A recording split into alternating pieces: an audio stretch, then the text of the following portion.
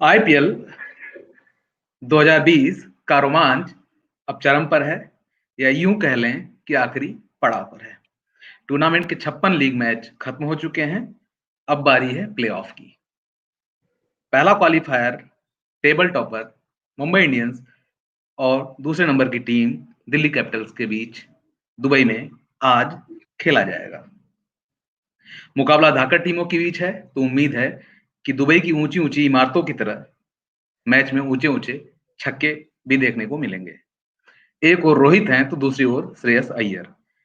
Hitman को जीतने की आदत है, तो श्रेयस अय्यर को चौकस का टैग हटाने की चुनौती है। नमस्कार, मैं हूं आपका दोस्त नित्यानंद पाठक और मेरे साथ हैं नवभारत टाइम्स के खेल संपादक संजीव कुमार जी। हम इनसे जानेंगे कि मैच में क्या प्लेइंग 11 होगी, किस टीम की क्या मजबूती है और क्या कमजोरी है। नमस्कार सर। नमस्कार। स्वागत है आपके इस प्ले ऑफ के पहले मैच के लिए। क्या कहना चाहेंगे? दिल्ली के सामने एक बड़ी चुनौती होगी।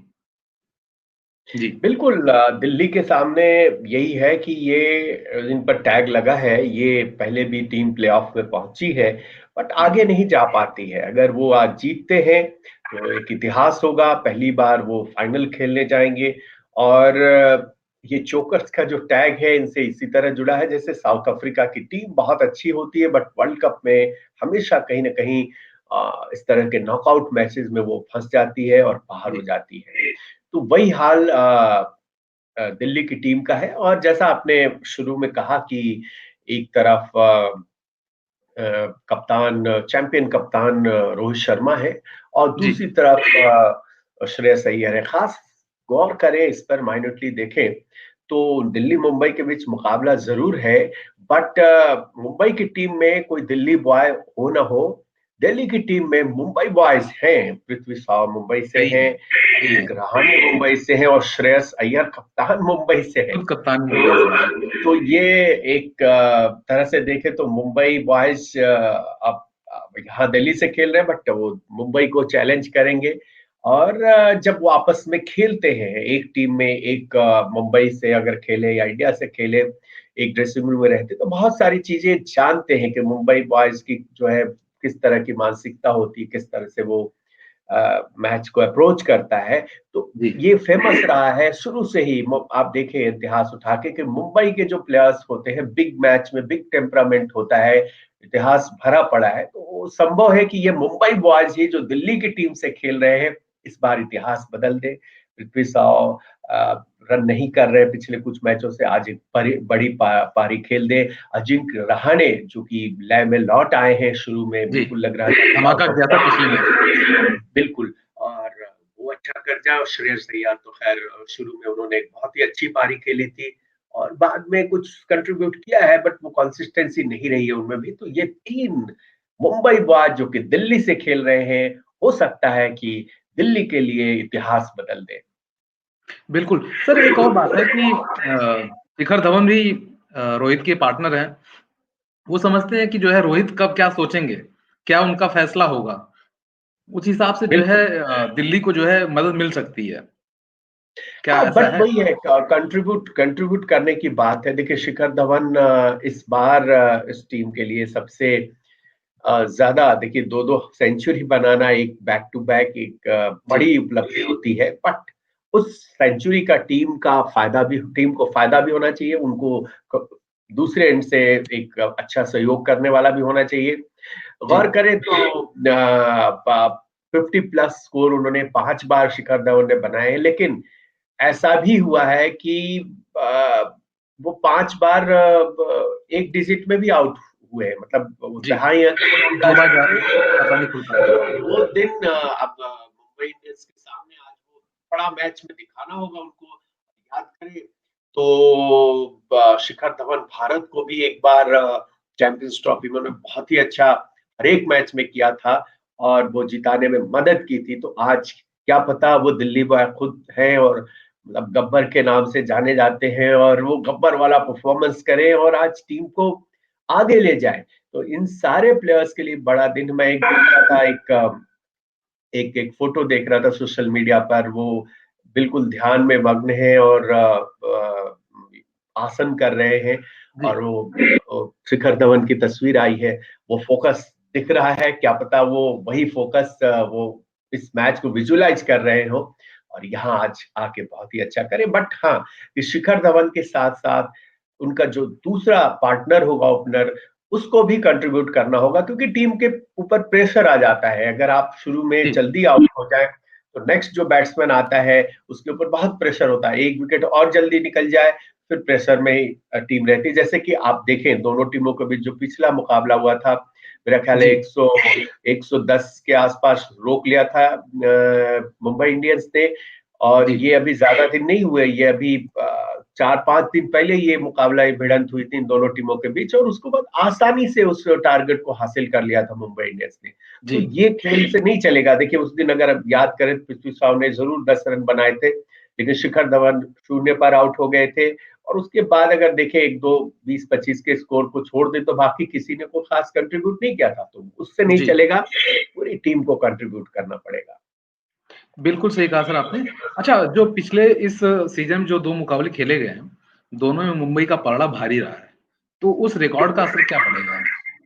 कहीं न कहीं देखिए से मुंबई दबाव बनाने में सफल होगी?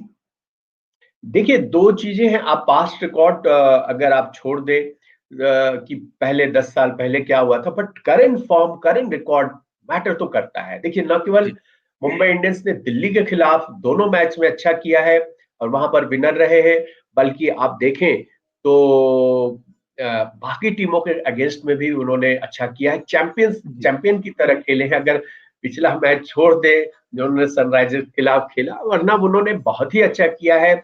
उनके कई कई मैच विनर्स हैं उनकी टीम में और सबने कंट्रीब्यूट किया है। जरूरत पड़ने पर नंबर 4 नंबर 5 पे आके कोई बैट्समैन कंट्रीब्यूट करता है। बॉलर्स में तो बोल्ट और बुमराह की जोड़ी है, जो कि पिछले मैच में इनको 3-3 विकेट लेके और बैकफुट पे ढकेल दिया था।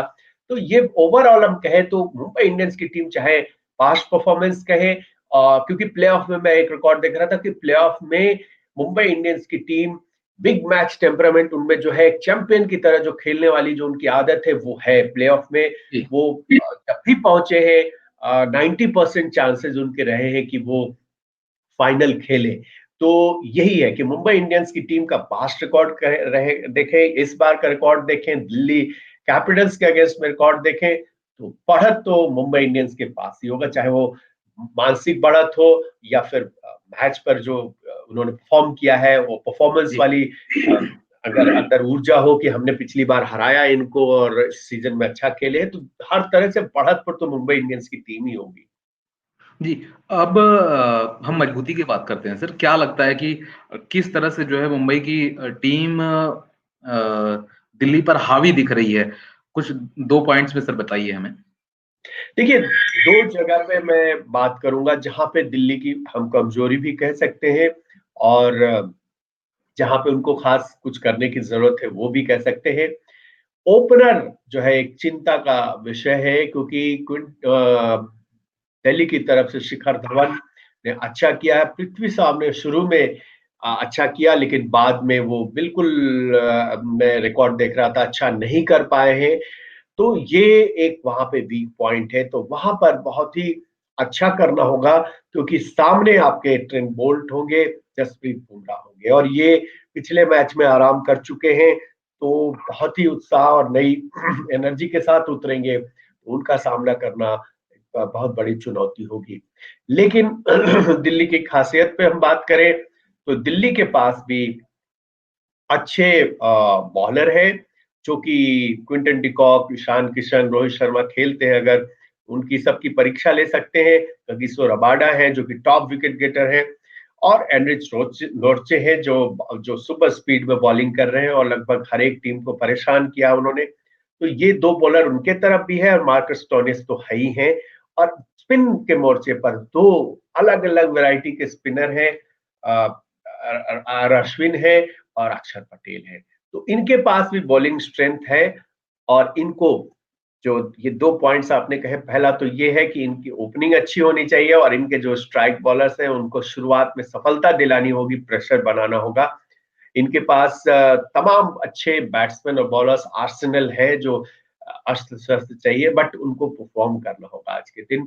और तभी ये आगे बढ़ेंगे और तभी ये उम्मीदें जो जगाते हैं हर बार की चैंपियन बनेंगे, बन सकते हैं। और मुझे लगता है कि ये आज पहले मैच में ही जीत जाएंगे तो फिर इनके पास पूरी संभावना होगी। लेकिन अगर वो फिर से एलिमिनेटर के विनर के साथ जीतने जाएंगे तो फिर वो प्रेशर में आएंगे, फिर वही नतीजा हो सकता है जो पहले हम देखते आए हैं। बिल्कुल, आपने सही कहा कि जो है मुंबई की टीम जो है काफ़ी मजबूत दिख रही है और दिल्ली की जो कमियाँ हैं उनको दूर करना होगा। एक और जो देखा जा रहा है कि 2 मैच जो मुंबई और दिल्ली के बीच हुए हैं, उसमें जो है बहुत ज़्यादा अच्छा नहीं कर पाए हैं दिल्ली के जो गेंदबाज हैं। मैं देख रहा था कि 5 विकेट इन्होंने 1 मैच में लिया था और 1 विकेट जो है 1 मैच में लिया था। यानी सब मिला के मुंबई के सिर्फ 6 विकेट ही दिल्ली के गेंदबाज 2 मैचों में ले पाए हैं। तो क्या लगता है सर कि क्या जी, जी, बोलिए। वही मैं कह रहा था कि देखिए आपके पास बॉलर तो है ही है सब, किसी रबाडा अगर टॉप विकेट टेकर है, 25 विकेट ले चुके हैं और उन मुंबई से जब सामना होगा वो विकेट नहीं लेंगे, फिर वो टीम जीत नहीं सकती है। आपको विकेट निकालना ही होगा। पिछली बार सही कहा आपने, पिछला जो मैच इनके बीच हुआ था जी, वहां पर टीम जो है बिल्कुल कोई विकेट ही नहीं निकाल पाई थी और जिस 9 तरह से विकेट से हावी जीती हुए थी। थे जी, ईशान। और देखिए उस मैच में जो टॉप विकेट टेकर है आपके रबाडा, अगर 3 ओवर में 27 रन देते हैं और जी, इसी तरह नौजे हैं उन्होंने 2 ओवर से कुछ अधिक किया था, वो 25 रन देते हैं। जी, तो दिखाता है ये कि ये आंकड़े बताते हैं कि मुंबई इंडियंस के खिलाफ आपको कुछ एक्स्ट्रा करना होगा और प्रेशर बनाना होगा कि एक नहीं दो दो मैचों में आपके साथ ऐसा हो चुका है।